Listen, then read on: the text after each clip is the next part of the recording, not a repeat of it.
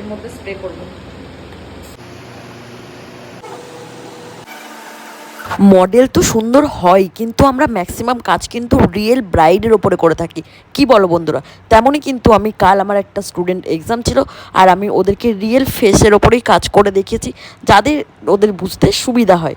আর আমি ওদের ওয়াটারপ্রুফ মেকআপেরই কিন্তু ডেমনস্ট্রেশন দেখাচ্ছিলাম, আর ওদেরকে বলে দিচ্ছিলাম যে কীভাবে কী পদ্ধতিতে ওয়াটারপ্রুফ মেকআপ করতে হয়।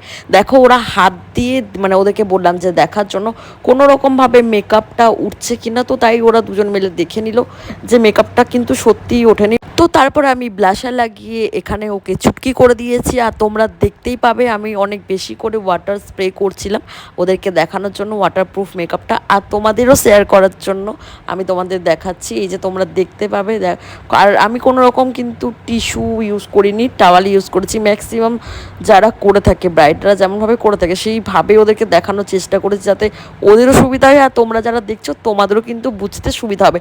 তো তোমরা দেখতেই পাচ্ছ, তোমরা কিন্তু কমেন্টে জানিও তোমাদের কেমন লাগলো।